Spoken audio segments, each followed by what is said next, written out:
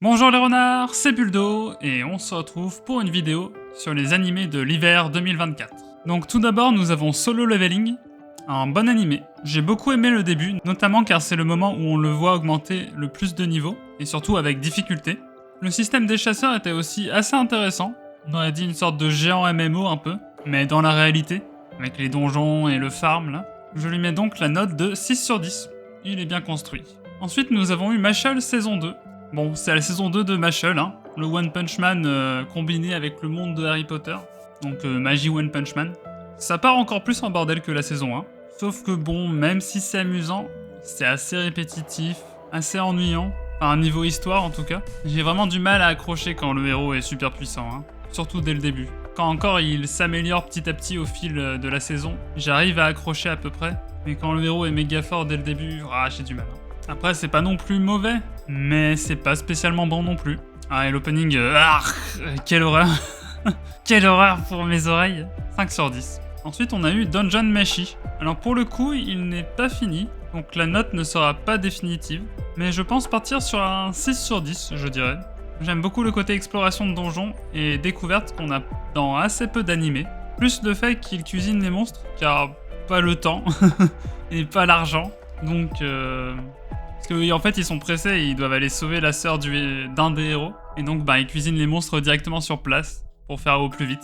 J'avais lu les 3 premiers tomes du manga, donc je connaissais déjà un peu l'histoire, en tout cas des premiers épisodes, ce qui est assez dommage, c'est vrai. Mais bon, ça restait cool, j'ai hâte de voir la suite. Ensuite j'ai vu Mao Shujo Akogarete. Alors le manga m'avait intrigué à la base, donc quand j'ai vu l'adaptation en animé, je me suis dit, vas-y, let's go, on la regarde. Au début, je trouvais le concept assez sympa, avec cette personne voulant être héroïne et un peu à peu corrompue par ses pulsions sadomaso, à cause notamment de son recrutement par le camp du mal. Mais plus l'animé avançait, plus le côté ultra ecchi et l'histoire m'emmerdait, franchement. Ce qui fait que j'ai pas du tout accroché du tout aux derniers épisodes. Il finit donc avec la note de 5 sur 10. Alors, Tomozaki-kun saison 2. Ah là là. Alors la saison 1, c'était déjà dans mon top animé, mais la saison 2, elle a réussi à le hisser parmi les meilleurs animés que j'ai pu voir.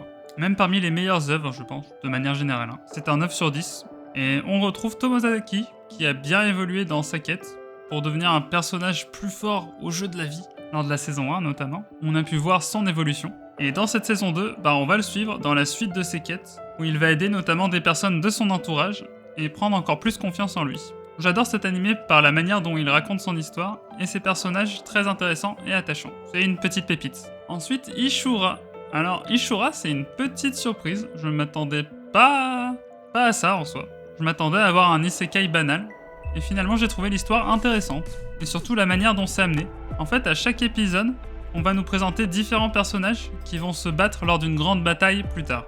Et donc c'est intéressant parce qu'à chaque épisode, ça va se concentrer sur un personnage, voire 2 à la limite, des fois un peu plus. Et on va un peu apprendre leur histoire, apprendre à les connaître, s'y attacher. En gros, vous pouvez un peu choisir votre héros et voir s'il va s'en sortir lors de cette bataille. En tout cas, une bonne petite surprise qui mérite son 6 sur 10. Je pense qu'il aurait pu atteindre le 7, mais bon, on verra peut-être à la saison 2, s'il y en a une. Ensuite, Hime-sama Gumon. Alors, c'est un anime avec de la torture, mais gentil. Attendez, je m'explique. La torture ici, c'est un peu question de nourriture, jouer aux jeux vidéo. En gros, il faut résister à ses envies, ou parler pour profiter de la bonne nourriture, les bons jeux vidéo gaming. Et c'est la giga princesse de l'ordre des chevaliers qui doit résister à toutes ces tortures. Va-t-elle y arriver? Eh bien, pour ça, je vous laisse regarder l'animé. En tout cas, l'animé joue avec ce concept de torture, et de manière assez amusante. Il nous montre aussi un monde où les démons sont assez sympathiques, et vivent un peu comme nous. Le roi démon, ce giga Tchad. En tout cas, 5 sur 10. Mais un bon 5, C'est un très bon 5 sur 10.